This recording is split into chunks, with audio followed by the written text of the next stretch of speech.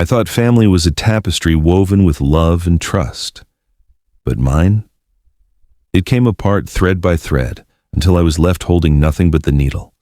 This is how I stitched my life back together after my own parents tried to take everything. Before we start, subscribe for more jaw-dropping true stories, and tell me in the comments where you're watching from. I'm 40, a sculptor. My life is built from stone, literally. Every chip, every carve is a piece of my soul. I've built a thriving studio, a modest home, and a rental property that keeps me steady. I share it all with my wife, Lena, a landscape designer who makes gardens feel like living poetry. We live in a cedar-scented home filled with memories. My rental? Leased to Aaron and Nia, dream tenants, on time, respectful, easy, but family. Family can grow like ivy pretty at first until it strangles the walls. My parents, Margaret and Owen, raised me and my younger brother Kyle. Kyle, 36, charming, silver-tongue, allergic to work. Since college, he's hopped from one genius idea to the next, each one draining my parents' bank account. Me, I got lectures. Art's a hobby, not a career. Kyle, he got blank checks. 4 months ago, I was chiseling marble when my phone rang. Mom's voice was beaming. We sold the house. 35 years, gone for $500,000. I pictured them in a cozy condo. Then, she said it light as air. We gave it all to Kyle. My chisel slipped, slicing my hand. All. Office it. And what did Kyle do? He and his fiancée Tessa poured it into the $1.4 million loft. Skyline views, marble counters, champagne brunches, on zero income. Where will you live? I asked. In your rental, Mom said casually. We'll move in next week. My rental, I stammered. Aaron and Nia had a valid lease. Just tell them to leave, she said, like canceling a dinner reservation. I said one word. No. Dad's voice turned sharp. We gave you life. This is what family does. A week later, Aaron called, panicked.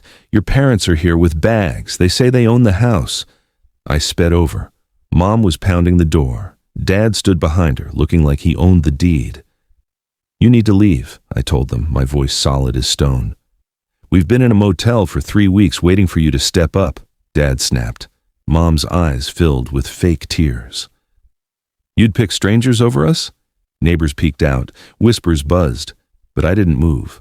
By morning, my phone blew up. Cousins, aunts, even distant relatives preaching family first. Not one asked for my side. Not one offered them a couch. That night, I emailed everyone 40 relatives, detailing the house sale, the $500,000 gift, the loft, and their demand for my rental. I attached proof. I ended with, if you're so concerned, I'm sure one of you has a spare room.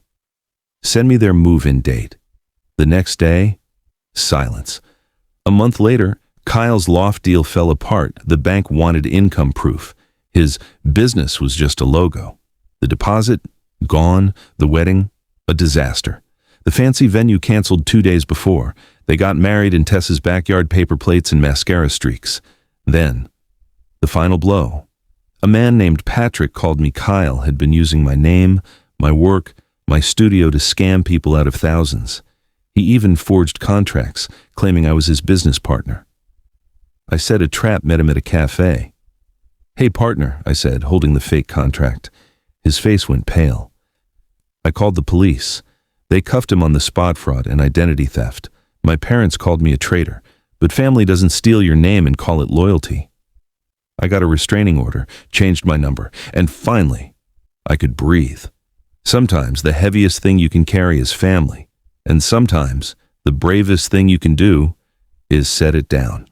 If you've ever had to walk away from toxic family, tell me in the comments, what did you lose and what did you find? Don't forget to subscribe for more true stories.